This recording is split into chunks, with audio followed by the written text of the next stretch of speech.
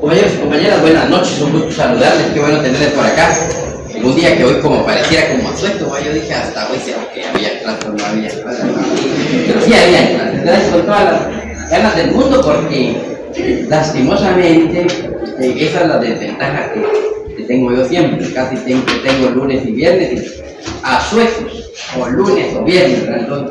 Solo en este semestre ya 3 asuetos en día de clase.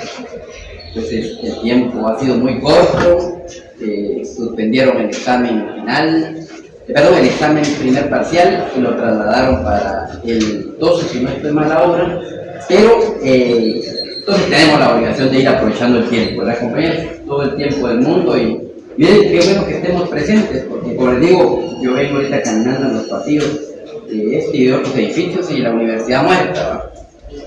Como que no hubieran clases. Y yo con la duda, ¿será que van a haber clases o no? Pero no importa, aunque hubieran habido 5, 3, 4 personas hubieran montado la clase, pero habemos más de 5, creo yo que casi las 100 personas en los que se van a ir integrando, con todas las ganas del mundo. Yo sé que muchos ya tuviéramos las ganas y la necesidad de ir a descansar, probablemente que sí, pero tenemos este compromiso de venir a aprender, de venir a luchar por nuestros sueños, por esta meta que tenemos. Y compañeros, yo siempre digo, todo esfuerzo siempre tiene su recompensa, siempre tiene su recompensa.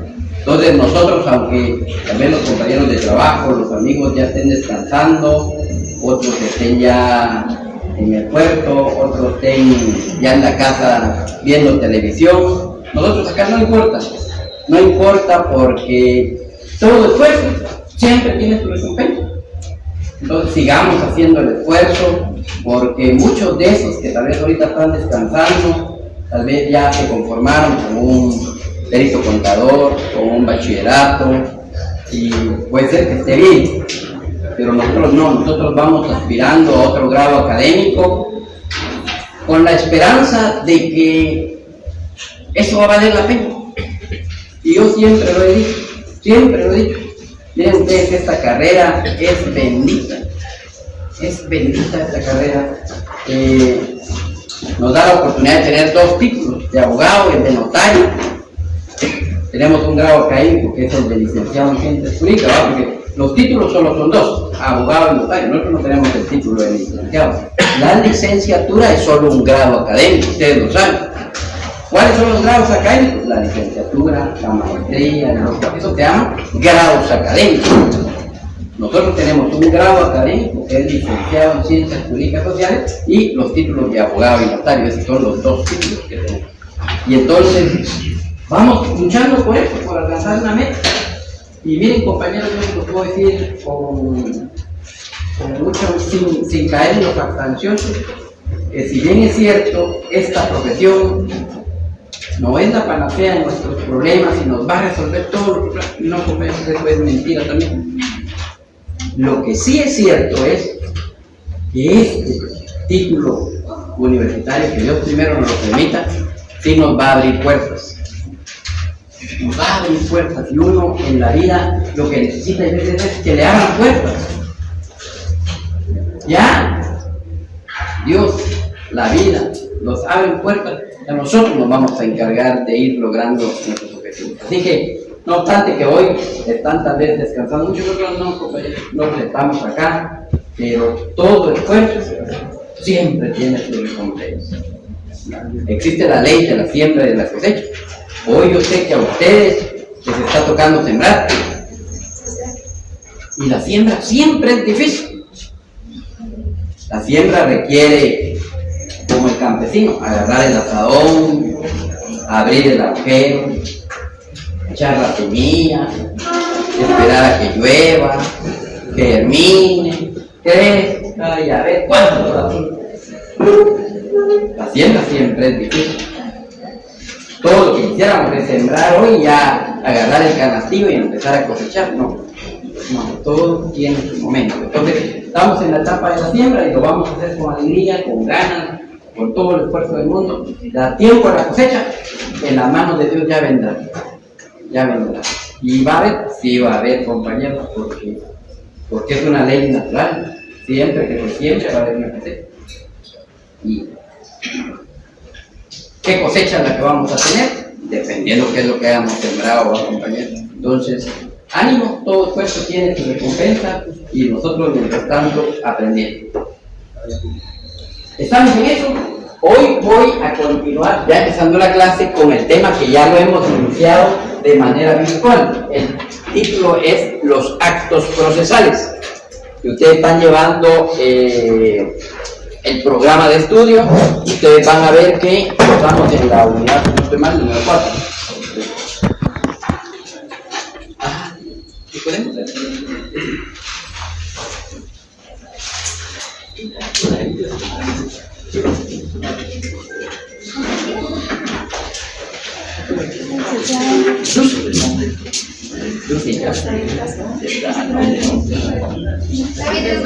¿Dónde está?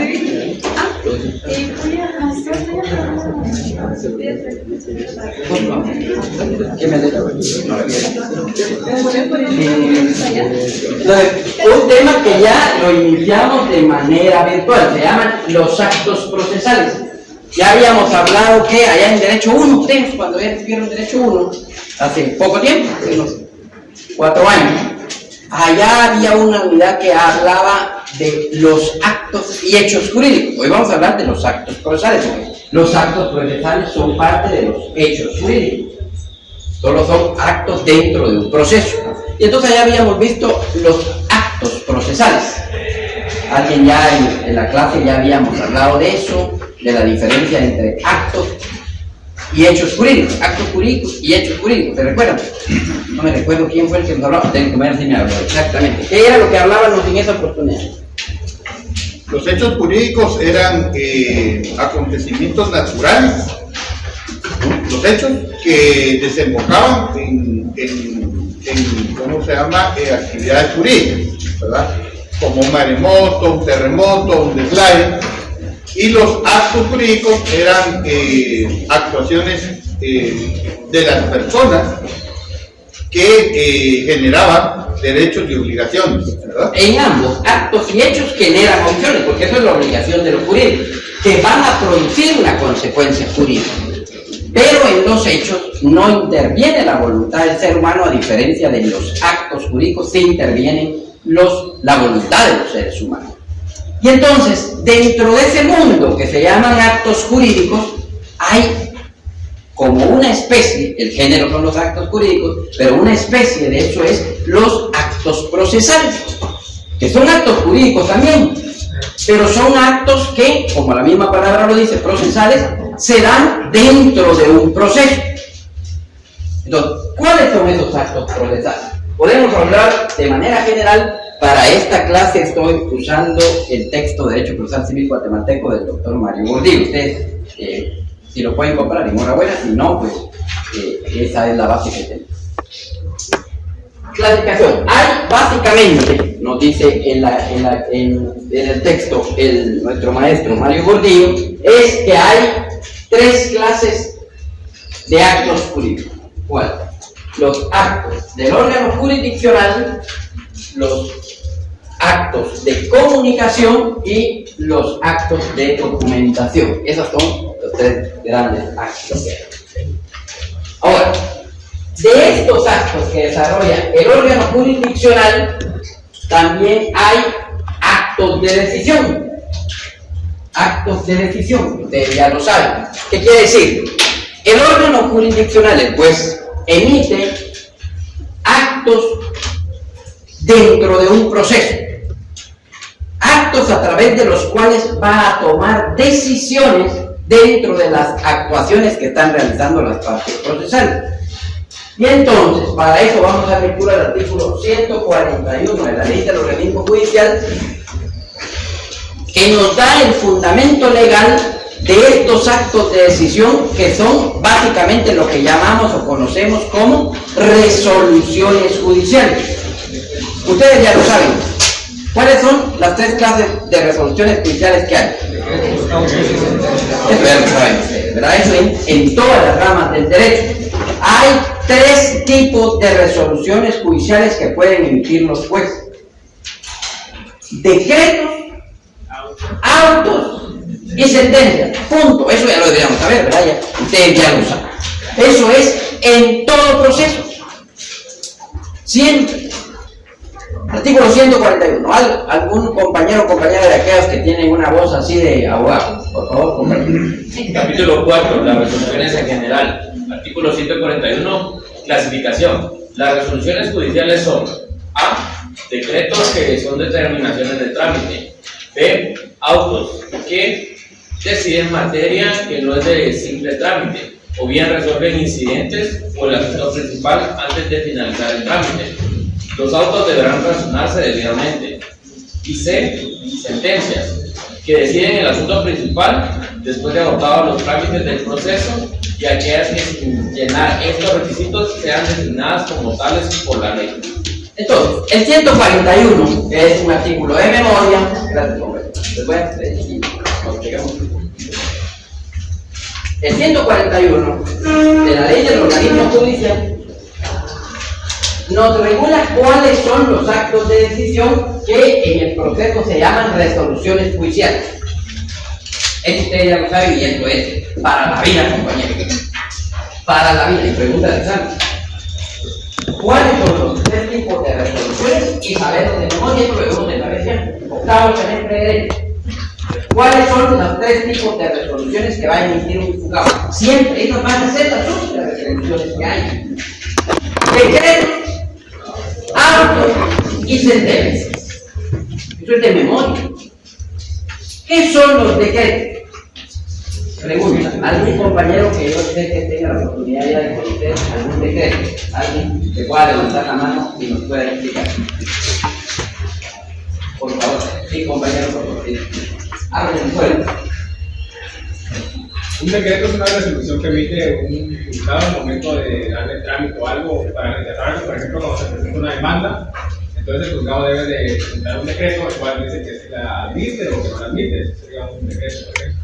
Exactamente. Los decretos son resoluciones judiciales, pero estas no van a resolver ni el asunto principal, porque eso es todo lo que tengo, ni ningún asunto que tenga un fondo propio, sino únicamente sirve para dar trámite al proceso, para dar impulso, para que el proceso no se detenga. Solo para eso sirve el decreto. Ejemplo, lo que ya decía, ¿cuál es su nombre, compañero? Cristian, lo que nos decía Cristian. Por ejemplo, yo presento una de mi demanda en juicio sumario, juicio oral. Uno. ¿Qué hace el juez? Emite un decreto. El decreto solo que va a contener ese primer decreto, por ejemplo. No le llamamos primera resolución, pero es un decreto.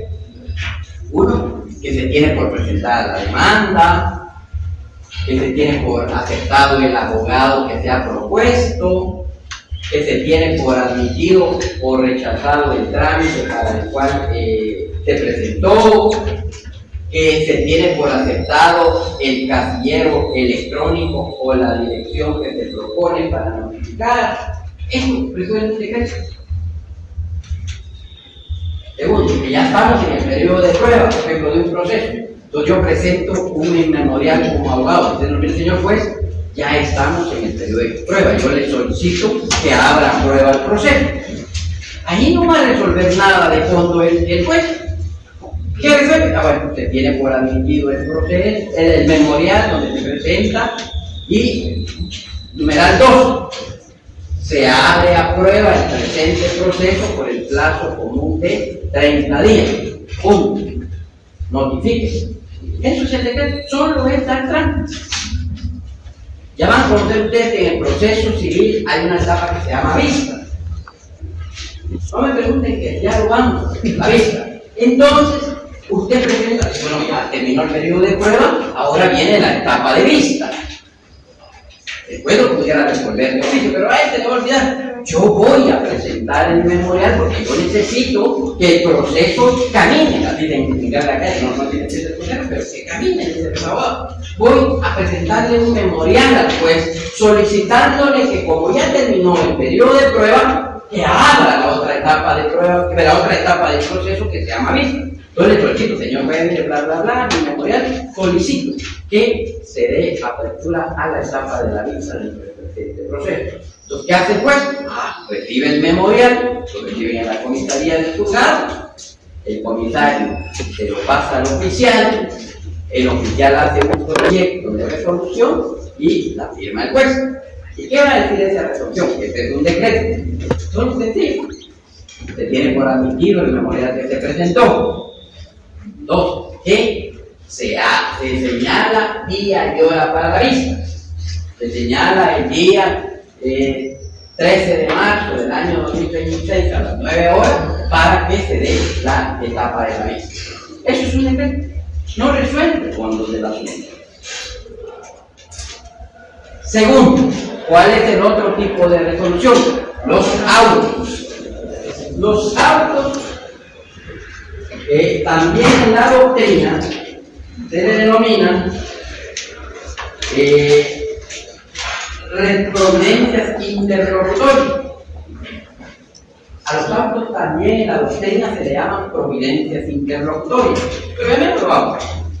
Los autos, ¿qué son los autos? Los autos son, bueno, comienzo diciendo algo. En el lenguaje tribunalicio, cuando hablamos de autos, para que no se vayan a confundir, tenemos un doble concepto. También le llamamos autos al expediente.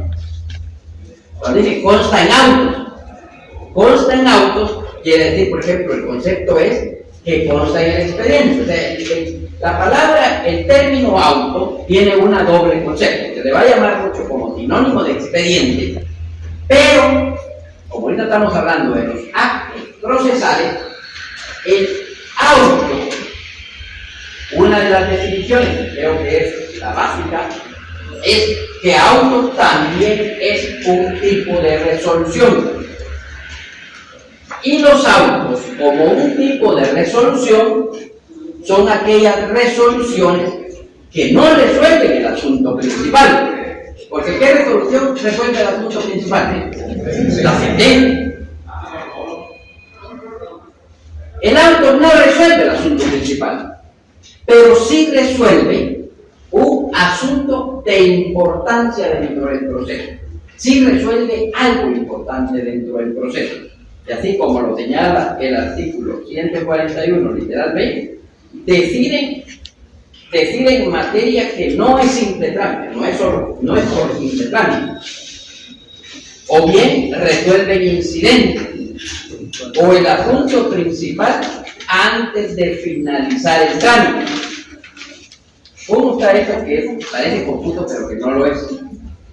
El artículo 141 literalmente nos está diciendo que los autos no resuelven asuntos de mero trámite, no, porque eso es secreto. Resuelven en primer lugar incidentes. O sea, un incidente, ¿qué es un incidente? Incidente es un procedimiento dentro del proceso.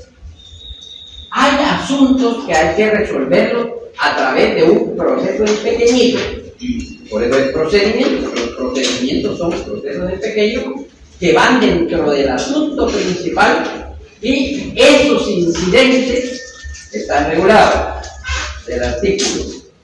Si ustedes ven el artículo 135, la LOC, estamos en la misma LOC, ustedes tienen a la mano la LOC, del artículo 135 al 140 nos está regulando lo que se llaman los incidentes. Los incidentes, que son procedimientos dentro del proceso, se terminan a través de un auto. Un ejemplo típico de los incidentes, solo lo voy a mencionar, lo vamos a conocer más adelante, son, por ejemplo, las excepciones previas. Vamos a aprender dentro de un par de semanas, cuando iniciemos el proceso, que uno de los medios de defensa que tiene el demandado es plantear excepciones. Cuando se plantean esas excepciones, se va a darles trámite y se va a diligenciar a través de un proceso pequeñito que se llaman incidentes. Es un procedimiento. Y ese incidente para declarar sí o no a las excepciones que plantearon se hace a través de un audio. ¿Qué comprende? Una recusación también podría ser un incidente. Podría resolverse a través de un audio, sí. Es que ya va a resolver el fondo de asunto. El compañero plantea un tema en una recusación. ¿Qué son las recusaciones? Ustedes saben que un juez puede estar conociendo un proceso, pero hay motivos en los que se tenga alguna duda sobre la imparcialidad o no de que puede actuar el juez, entonces se pueden plantear esas situaciones que van a hacer ver que hay posibilidades de que el juez no pueda resolver de una manera imparcial. Es lo que señala la misma, estamos en la misma nota, que todos la tienen en la mano, a partir del artículo 122, 123, 124, 25, nos plantea el tema de esto, los elementos, las limitaciones que señala el compañero. Específicamente, 123 las recusas y el 125 la recusación. Ahí nos señala la nota en qué casos yo puedo recusar al juez, ¿vale? Por la intervención que tenía el compañero. Yo sé que el juez es amigo de la otra parte procesal, del actor, yo sé que el juez es pariente de una de las partes procesales. Esos son motivos que hagan dudar de que él vaya a resolver de manera imparcial. Entonces, la norma nos da esos elementos para poder plantear excusas, recusaciones que se van a resolver a través de un acto. Entonces, ahí también podría la incompetencia del proceso civil se plantea una excepción. Si usted va al artículo 116 del Código Civil Mercantil, da un catálogo, un listado de excepciones. Una de las varias excepciones que se puede plantear a la persona es la incompetencia. La excepción de incompetencia. Si usted va, ¿no? Alguien que vea el 116 de que me da la incompetencia, ahí va a ver. Entonces, yo considero que el juez es incompetente por razón de la materia, por razón del grado, yo le planteo la excepción de incompetencia. Las excepciones previas era un ejemplo de lo que yo estaba planteando, que se va a llevar a través de un incidente y los incidentes se van a resolver a través de un auto. Y entonces, el numeral B del 141 nos decía que también, oigan, o el asunto principal antes de finalizar el trámite. ¿Cómo así? Yo había dicho hace un momento que para finalizar el trámite solo estaba la sentencia. Sí, así es. La forma normal de terminar el proceso es la sentencia. Pero hay formas anormales de terminar el proceso. ¿Cuáles podrían ustedes poner, por ejemplo? Pues te lo darían a la persona. Allanamiento, que no es lo mismo en penal que ir a meterse en una casa como se te pueda, ¿no? Acá en civil allanamiento es un concepto diferente, que ya lo vamos a explicar. ¿El arbitraje podría ser también? No. Fíjate. Una excepción previa de una ciudad. Pero eso es a través de incidentes. No, el ejemplo es para ir avanzando 5 meses. Que haya muerto uno de los sujetos procesales. Ahí se deja paralizado el proceso, no termina en lo que se nombra un representante de la mutual para que lo siga representando. Pero si murió, por ejemplo, la persona que es el sujeto nativo. ¿Por qué? Tus herederos pueden continuar con el demanda. ¿Es el nativo? También se nombra un representante mutual para seguirlo demandando, para cobrarle la envía lo que tenga de herencia, ha dejado para cobrar la deuda. Te paraliza el proceso, pero no lo termina. No, el ejemplo es los desistimientos. El ejemplo más típico, o la transacción. Esos son ejemplos de formas anormales de terminar el proceso. Yo demandé a Cristian porque él me debe 150,000 quetzales y él, cuando notifica, él dice: no, hombre, yo no voy a seguir en el proceso, que me está trayendo inconvenientes de récord crediticio, que me está afectando laboralmente, comercialmente, y viene y me dice: mire, yo le voy a pagar. Ah, está bien, me paga. ¿Qué hago yo? Presento un desistimiento a la demanda.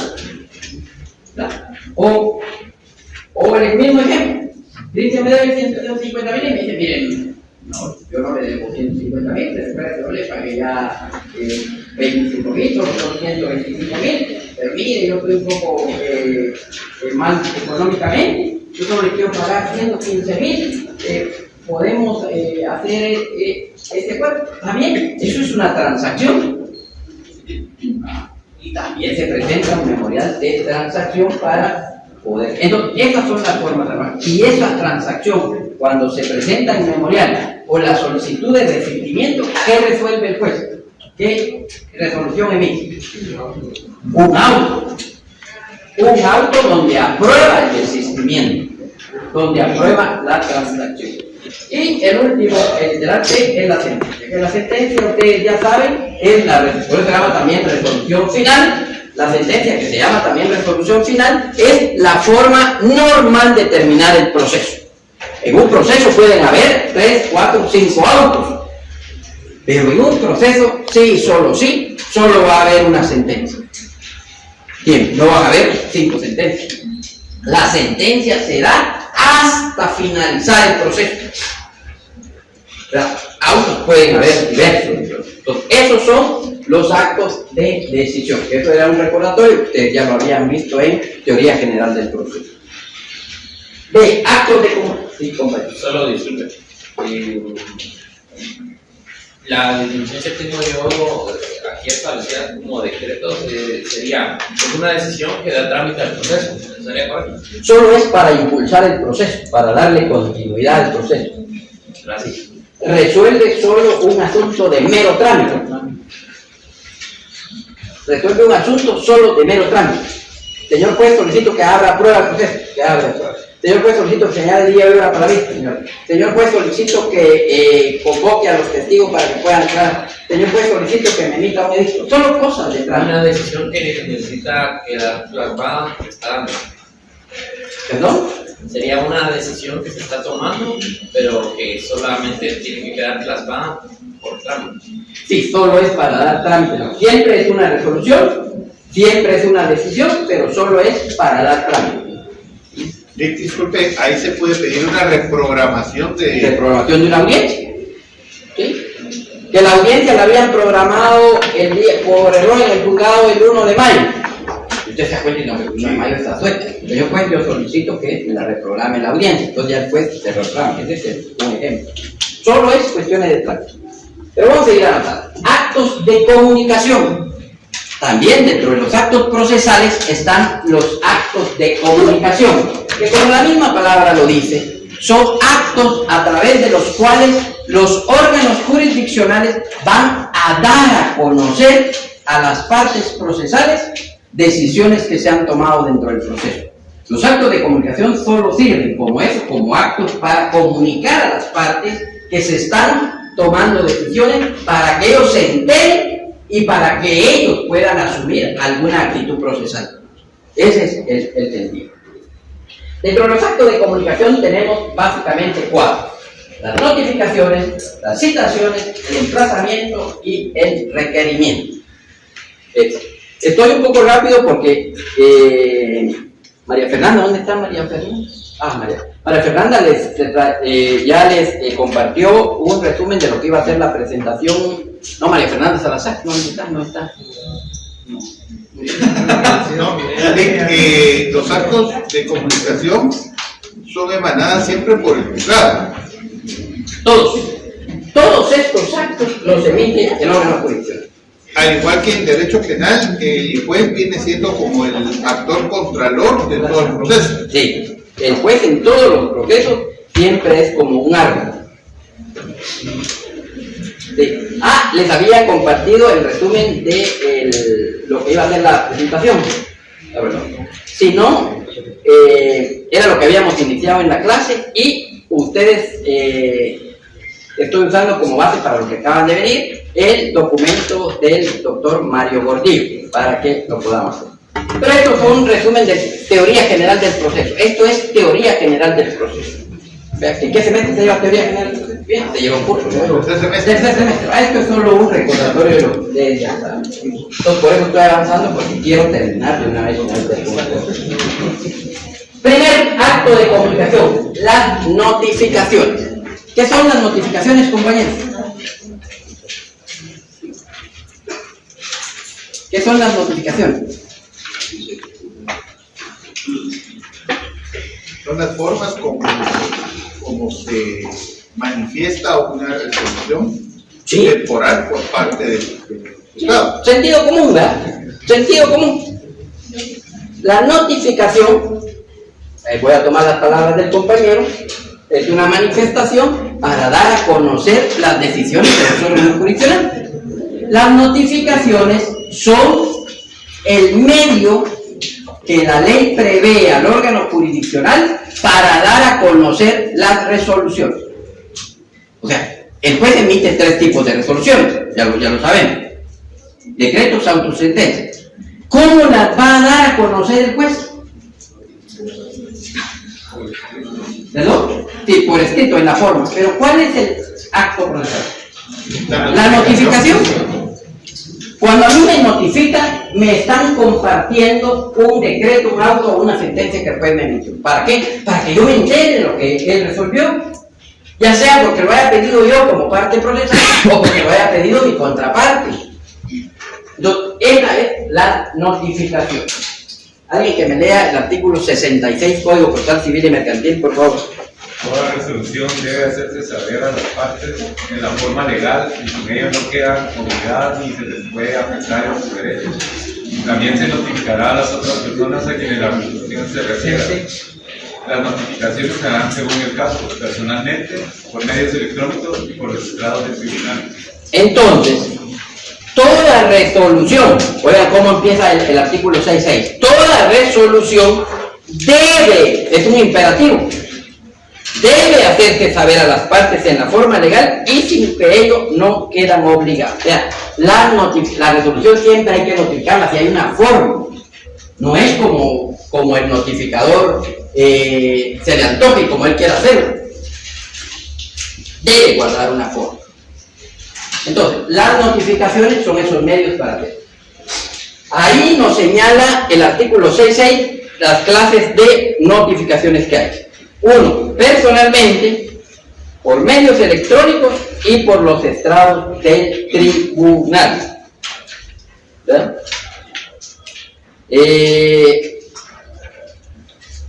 El artículo 67 nos señala los mecanismos de notificación y está haciendo hincapié en las notificaciones electrónicas, que es la que señala el numeral 2 del artículo 66.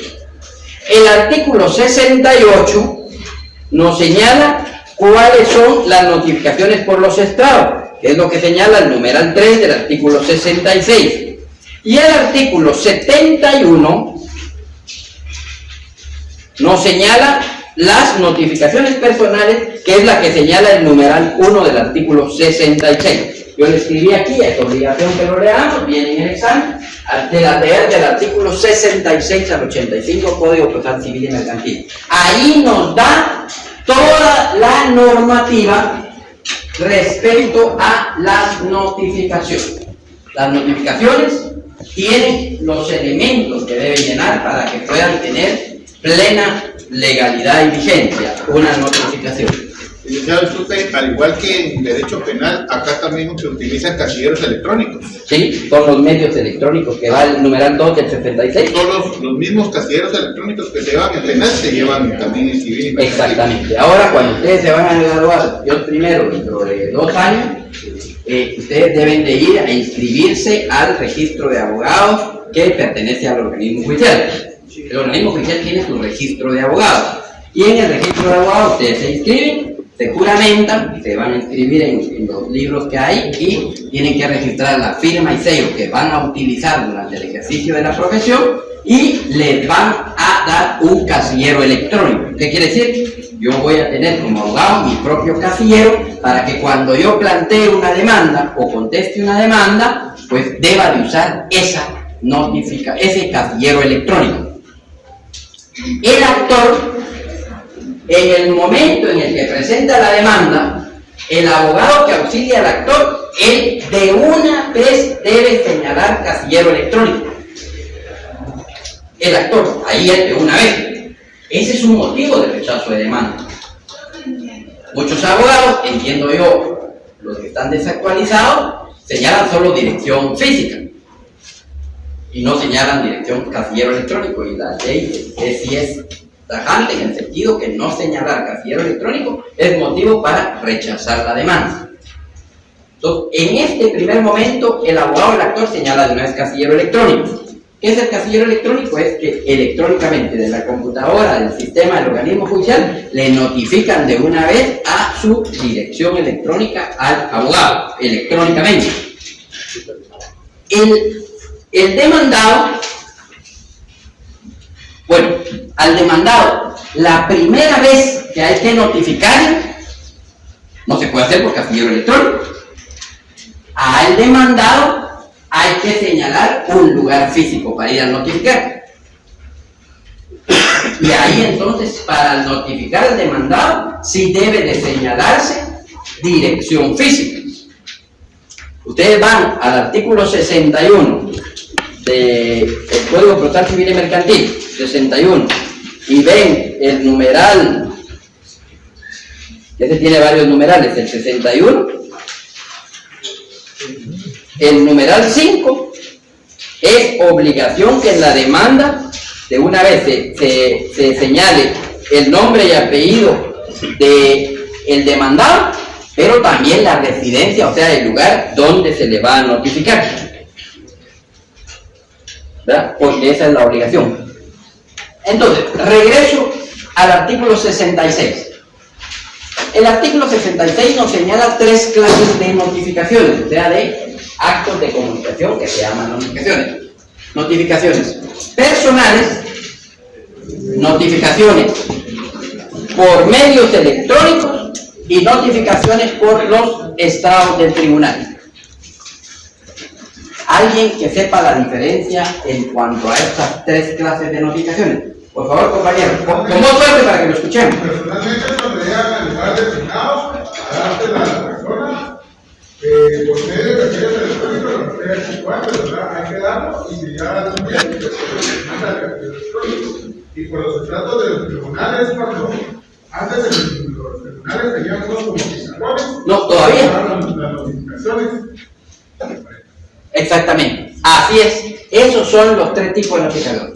Vuelvo a repetir, me quedo de primero con los, voy de atrás hacia adelante. Estrados del tribunal. ¿Qué son los estrados? El estrado es, como digo compañero, en cada juzgado hay un pizarrón o hay una pared. Y ahí está el estrado del tribunal. ¿Eso se llama estrado del tribunal? Ahí, cuando a una persona, la ley estipula que la primera notificación hay que hacerla de manera personal. Pero esta persona no señala casillero o no se manifiesta. La ley permite que las demás notificaciones se hagan a través del estrado del tribunal. ¿Qué hace? Quiere decir que va el notificador del juzgado, notificó al demandado que estaba siendo demandado en un proceso, él no se pronuncia, viene el actor y dice: mire, señor juez, ya pasó un plazo y él no se ha pronunciado, yo le solicito que le sigan notificando por los estrados del tribunal. Entonces, ¿qué hace el notificador? Cada vez que hay una notificación, va y la pega en el estrado del tribunal para que esté públicamente la notificación, para que cualquiera se entere. Lógicamente a las personas casi nunca se van a enterar, ¿verdad? Que de aquí a que vayan a ver, pero la ley permite eso. Esa es la notificación por estrado del tribunal. Ustedes tienen la obligación de leer estos artículos para ir entendiendo eso. En la próxima clase, ¿tienen dudas? Me consultan y yo con todo el gusto del mundo voy a ampliar. Entonces, estados. Medios electrónicos, ustedes saben, ahí lo mismo lo dice alguien que nos dé lectura al artículo 68, por favor. 68. Perdón, 67. 67, y si quieren leemos de una vez 68, que ya lo hablamos, pero ahorita vamos por 67. ¿Alguien que nos lea el 67, por favor? Las notificaciones se practicarán por medios electrónicos. Para tales efectos se aplicará el procedimiento establecido en la Ley de Tramitación Electrónica de Expedientes Judiciales, únicamente para notificar por primera vez a las personas distintas a aquella que haya presentado la primera solicitud, se aplicará el procedimiento de notificaciones personales. Todas las demás notificaciones, sin importar de qué resolución se trate, se practicarán por medios electrónicos, para lo cual el interesado deberá señalar un casillero electrónico como lugar para recibir notificaciones. Al que no cumpla con señalar lugar para recibir notificaciones de esa forma, se seguirá notificando por estrados del tribunal. Exacto, ahí, gracias. Entonces, este artículo 67 nos está diciendo que, regla general, todas las notificaciones se van a notificar a través de medios electrónicos. Esa es la regla general. ¿Cuál es la excepción a la regla? Que las notificaciones personales. Y es lo que señala el segundo párrafo de ese 67, que dice, únicamente, o sea, es la excepción a la regla. Regla general, todas las notificaciones son electrónicas, a través del casillero electrónico. Pero hay una excepción a la regla de no notificar a través de casillero electrónico. Segundo párrafo 67. Únicamente para notificar por primera vez a las personas distintas a aquella que haya presentado la primera solicitud, o sea, el demandado. El que presentó la solicitud se llama actor. En otras palabras nos está diciendo que únicamente se va a notificar por primera vez al demandado, que fue el que no presentó la demanda. La primera solicitud se aplicará el procedimiento de notificaciones personales. A la inversa, ¿qué quiere decir este segundo párrafo? Que notificaciones personales se van a hacer solo al demandado que fue en contra de quien presentaron la demanda. ¿Tiene lógica? El actor sí, él presentó su demanda y una vez el abogado debe presentar el casillero electrónico, pero el otro no sabe que lo van a demandar. Y tampoco le pueden proponer un casillero electrónico en la otra parte porque no sabe si ese es el lugar exacto para notificar, no hay certeza. Por eso es que la primera notificación al demandado, esa hay que hacérsela de manera personal. Punto. Artículo 68 para dar lectura, por favor. Artículo 68. Notificaciones por los estados. A quien no cumpla con señalar lugar para recibir notificaciones mediante casillero electrónico, se le notificará por los estados del tribunal. Para practicar estas notificaciones, se fijará la cédula respectiva, incluyendo copia de la solicitud por la transcripción de la resolución ya dictada, o solo de la resolución cuando no haya recaído en una solicitud, en los estados del tribunal y en el notificador de la sede de ellos. La notificación surtirá sus efectos 2 días después. Lo anterior se entiende sin perjuicio de que, de conformidad con lo dispuesto en los artículos 19 y 20 de la Ley de Tramitación Electrónica de Expedientes Judiciales, la Corte Suprema de Justicia podrá organizar, mediante acuerdo, las notificaciones por estados electrónicos o por boletín judicial electrónico, las cuales en su caso sufrirán lo dispuesto en el presente artículo. Gracias. Entonces, el 68 nos está diciendo que si a alguien se le notifica legalmente y no señala casillero electrónico para seguirle notificando, se le va a seguir notificando por los estrados del tribunal. Punto. Y vamos a leer notificaciones personales. Voy de una vez a explicar cómo se hacen las notificaciones personales, porque es increíble, ustedes no me lo van a creer, pero hay abogados ya graduados que no saben qué es una notificación personal. Ustedes sabrán que las notificaciones las puede hacer, las debe de hacer el órgano jurisdiccional a través del notificador. Esa es la lógica, es la regla general. Pero ¿qué otra forma se puede notificar si no pudiera el notificador del juzgado? Alguien que sepa. ¿Perdón? A través de un notario. Un notario. Yo puedo proponer, decir, señor juez, mire, propongo al notario, recuerda que no tenemos dos títulos, abogado y notario, no somos los mismos. La gente dice el abogado, no, disculpen, el abogado no, es el notario. Son diferentes. Te puede proponer un notario, que es el mismo abogado, por supuesto, pero ya le hemos dicho, pero es notario, él va en tu calidad de notario, porque el notario tiene fe pública, el abogado no tiene fe pública. El abogado es para defender a alguien. El notario no, el notario tiene fe pública y da fe de la legalidad de actos entre dos partes. Esa es la diferencia. Yo voy a dar fe que sujeto A le está vendiendo una propiedad al sujeto B. Eso me consta a mí. Y yo voy a certificar eso. Ese es el notario. Entonces, la ley permite que los abogados del proceso propongan un notario para que pueda ir notificar. Ustedes no lo van a creer, yo sé que no lo van a creer. Pero hay notarios mudos que no saben hacer notificaciones personales. Porque no siguen estas reglas. Se ríe el compañero, pero es cierto. Voy a enseñar cómo se hace una notificación personal, que es lo más sencillo del mundo. Para que cuando a ustedes los nombren notarios notificadores, no vayan a hacer duro. Duro. Yo lo hablo duro, pero es la realidad. No saben hacer notificaciones personales. Entonces, vamos a leer primeramente el artículo 71 y lo explicamos. Por favor, artículo 71.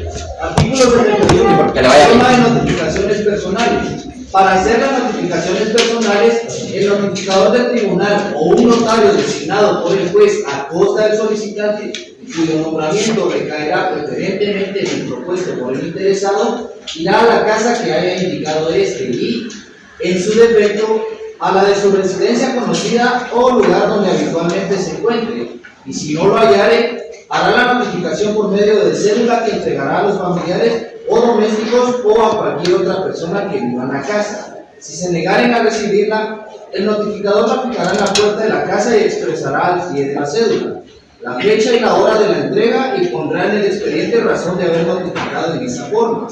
También podrán hacerse estas notificaciones entregándose en las propias manos del destinatario, donde quiera que se le encuentre dentro de la jurisdicción del tribunal, la copia de la solicitud y su resolución, o solo copia de esta, como se indica en el artículo anterior. Cuando la notificación se haga por notario, el juez entregará a este original y copia de la solicitud o memorial y de la resolución correspondiente, debiendo el notario firmar en el libro la constancia de darse por recibido. Los notarios asentarán la notificación a continuación de la providencia o resolución correspondiente. Los abogados de los litigantes no podrán actuar como notarios notificadores en el proceso de que se trate. Toda notificación personal se hará constar el mismo día que se haga y expresará la hora y lugar en que fue hecha e irá firmada por el notificado. Pero si éste se negare a suscribirla, el notificador dará fe de ello y la notificación será válida. Gracias, compañero. Ahí nos está dando claramente cómo se debe de dar una notificación personal para que tenga plena validez. Si no se da en esta forma, se van a vulnerar derechos y la notificación se tiene por no bien hecha. Entonces, por eso les digo, rechazamos en el memorial muchas notificaciones hechas por notarios, porque hay notarios mudos que no han leído, no han interpretado el artículo 71. Entonces, para que a ustedes no les vaya a pasar eso, cuando sean notarios notificadores, lo vamos a explicar. Entonces, las notificaciones personales se pueden hacer por el notificador del juzgado, esa es la regla general, o por un notario que designe y que vaya a pagar el abogado que lo propone. El abogado del proceso no puede ser notario notificador a la vez. No puede ser. ¿Por qué? Porque el notario es un funcionario imparcial. El abogado es un profesional parcial. Yo, abogado, voy a defender a mi actor. Y es desleal y es ilegal que yo lo vaya a beneficiar al demandado. Yo soy parcial, el abogado es parcial. Él va a defender los intereses de alguien. El notario es imparcial. El notario, cuando está para redactar un instrumento público, no es aquello, este es mi notario y debe, no, un momento, el notario es imparcial. Yo lo puedo proponer, pero yo como notario no voy a estar ni a favor del vendedor ni el comprador en un contrato. Yo soy imparcial. Es que él me correcto, sí, pero yo ya en mi actuar éticamente yo soy imparcial, y legalmente. El notario es imparcial. A mí me contratan y discúlpeme, yo no estoy del lado de ninguno de los dos. Yo no lo beneficio a usted que mire, vamos a hacer trampa a la media hora en un momento. El notario es imparcial. El costo de ese notario entra en los costos procesales. Después las puedo cobrar. Sí, después las puedo cobrar. Entonces, por eso es que el abogado del proceso no puede ser notario notificador. ¿Por qué? Porque él es parcial. El notario no es parcial, él es imparcial. Por eso está claramente ahí que el abogado del proceso no puede ser a la vez notario notificador. Aún así todavía se proponen algunos, ¿verdad? Pero se proponen, ¿entiendes? Porque no han leído ese texto. Segundo elemento, las notificaciones personales que son. Dice que yo llego, voy basado en la dirección que señalé y voy a ir al lugar para notificar a la persona. ¿Qué creen ustedes? Es notificación personal. Vamos a ir a notificar al señor Juan Carlos Méndez Valle. Voy a notificar al señor Juan Carlos Méndez Valle. La notificación es personal. Llego a la dirección que propusieron, está la sexta avenida, 15-41, zona 1, de la ciudad de Guatemala. Ya sea el notario o el notificador, está ya frente al numeral 1541, sexta avenida, 1541, zona 1. Toco la puerta y pregunto, sale una señora, le digo, aquí vive don Juan Carlos Méndez Valle. Y ella me decía, aquí vive don Juan. ¿Le puedo notificar a la señora que me salió a atender? Sí. La notificación es personal. ¿Puedo o no puedo?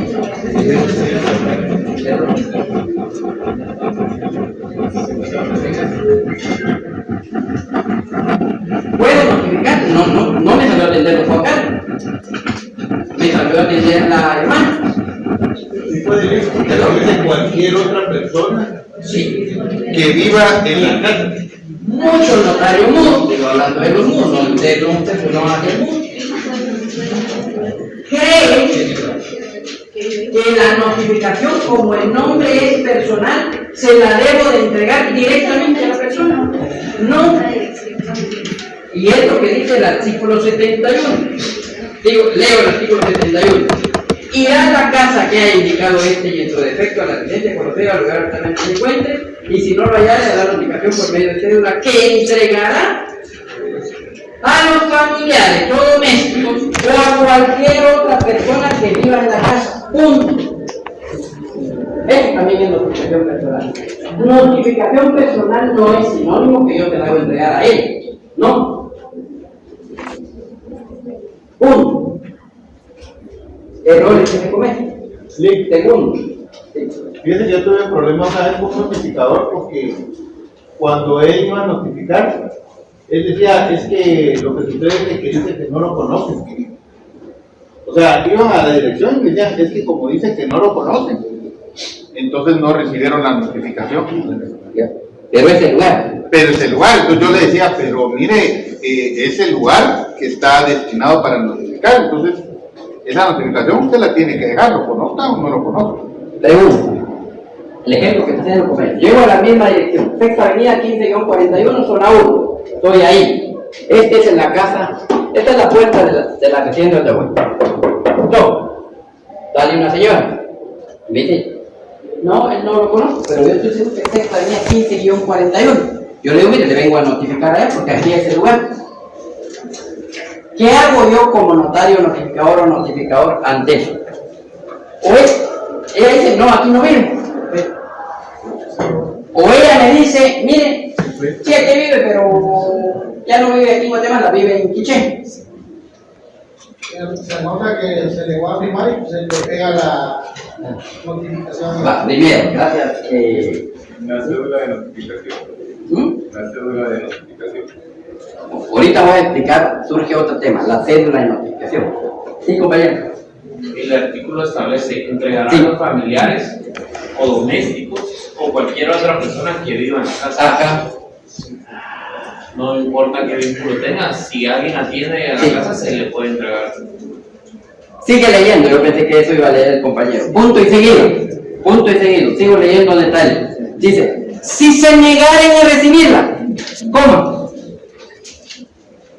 ¿Qué hago si se niega a recibir? Hacer lo siguiente. Si se niega a recibirlo,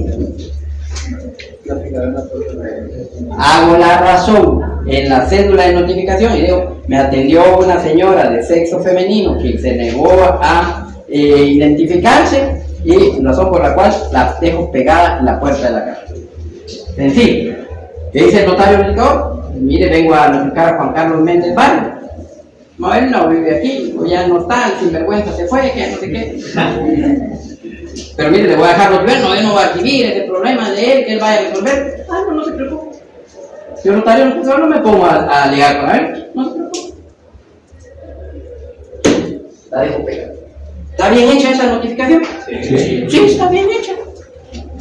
Pero hay que, para dejarla pegada en el lugar, ojo, hay que dejar consignado eso, por eso es hincapié. Si se negare a recibirla, ¿cómo? Hay que dejar constancia que hubo negativa a recibir. Si usted como notario notificador no hace esa advertencia de que hubo negativa y la dejó pegar, la notificación se va a dejar. Y hay muchos notarios nuevos que no hacen ver que hubo negativa a recibir. Entonces la notificación está mal hecha, porque la ley estipula que debe haber negativa. Porque si yo voy 5 minutos, 10 minutos, 20 minutos y no sale nadie, ¿qué hago? La pego, la dejo pegar.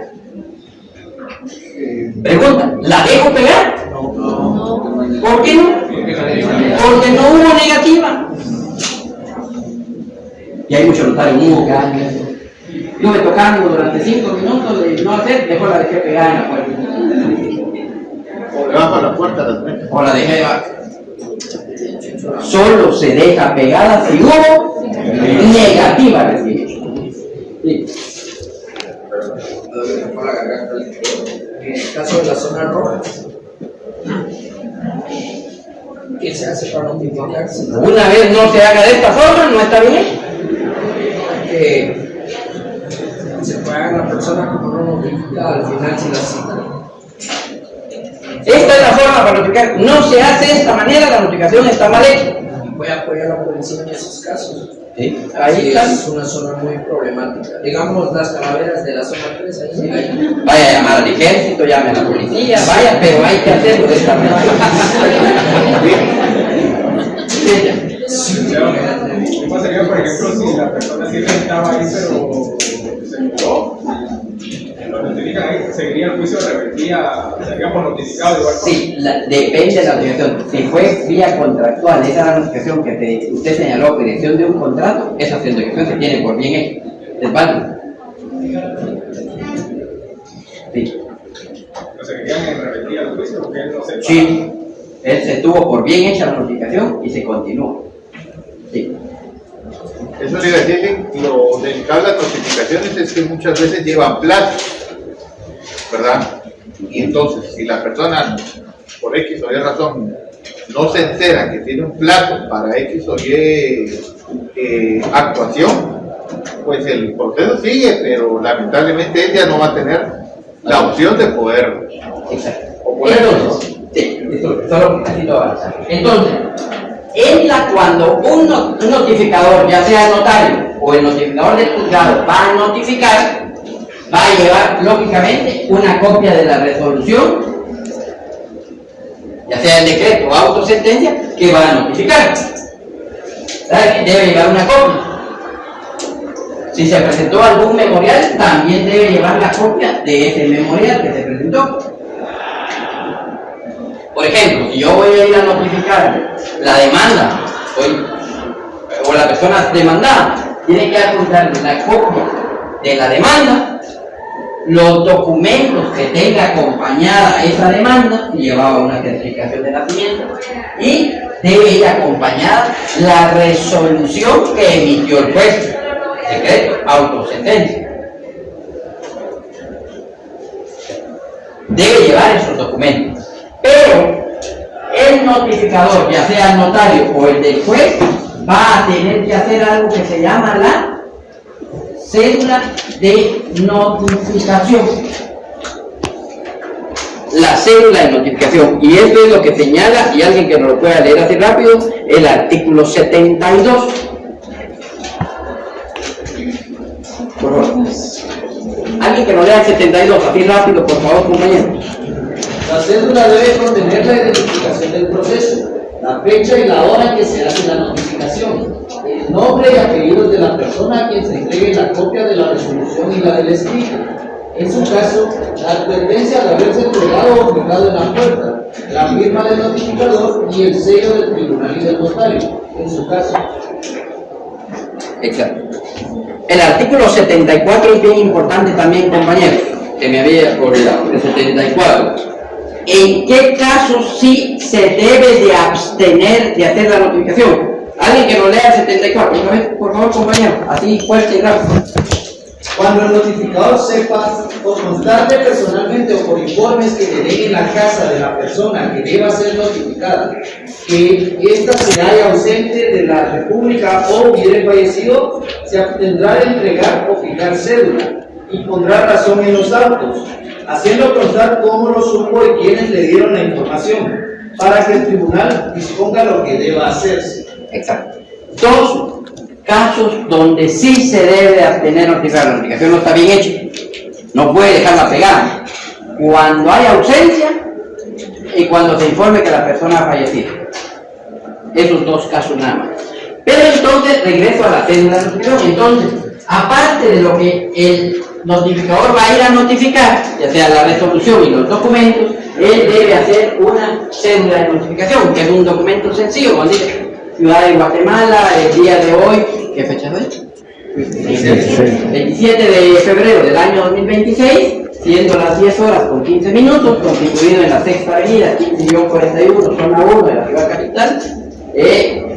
Procedo a notificar a Juan Carlos Méndez Barrio las resoluciones de fecha, y hay que señalar que hay resoluciones de fecha, y se contiene también los documentos. Lo más que se pueda es verificar qué documentos, la cual entrego a ya tienen sus formatos los notificadores, y se hace constar quién la recibe y la firma y sello del notificador o del notario que hubiera hecho la notificación. Eso se llama cédula de notificación. En el caso del notario notificador, él no hace cédula de notificación, sino él hace una acta notarial. La cédula de notificación es para el notificador del juzgado, y el notario la notificación la documenta a través de un acta notarial, porque esa es la forma que él va a documentar la notificación. Segundo acto de comunicación, las citaciones.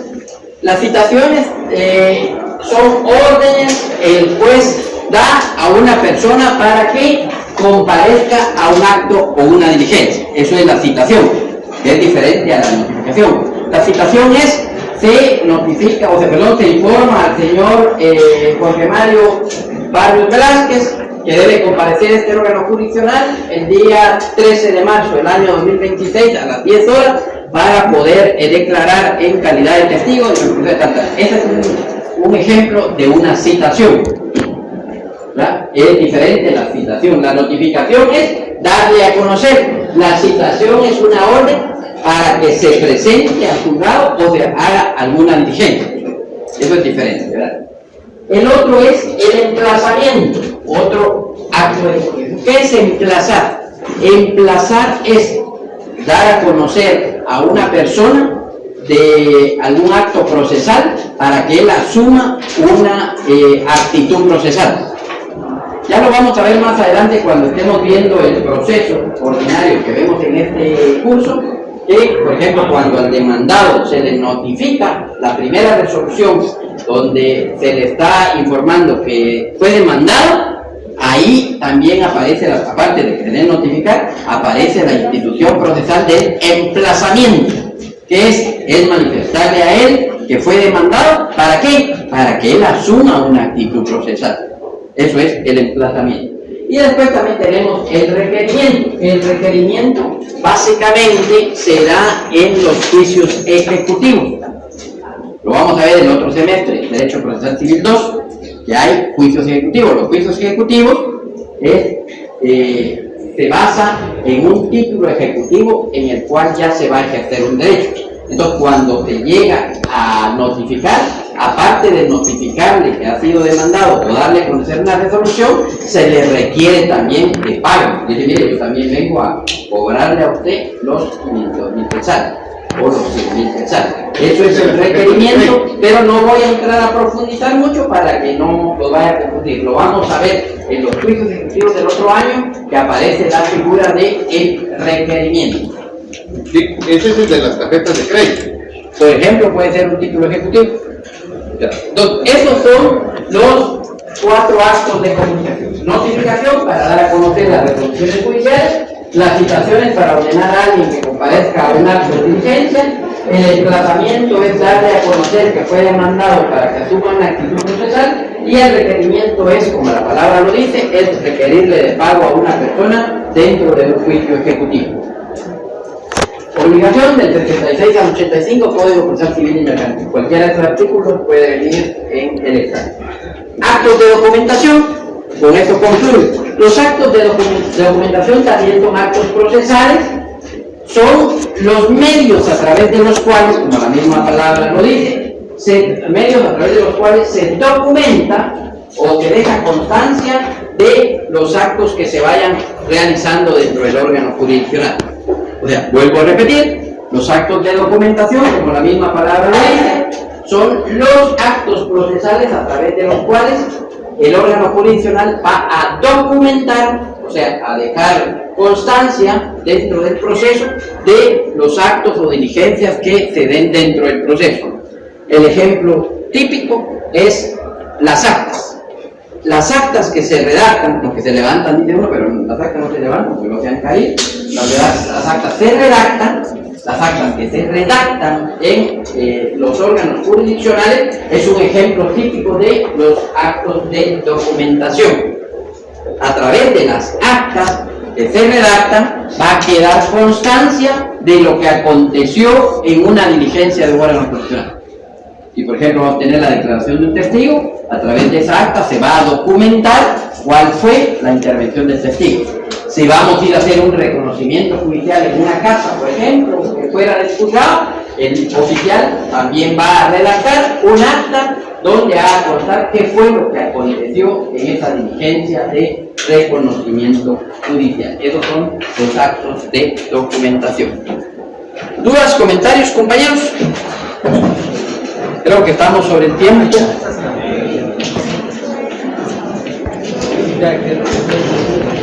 ¿Terminó el tiempo?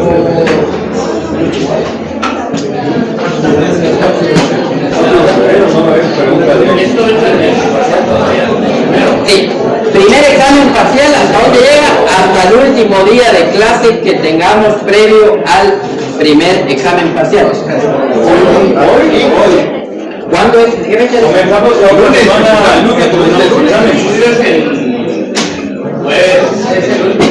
No, de hecho tocaría para otro semana. Empezamos el lunes. Porque el tuyo ya hubiese sido ayer. El viernes, por ejemplo, la otra semana, ¿qué día tienen examen?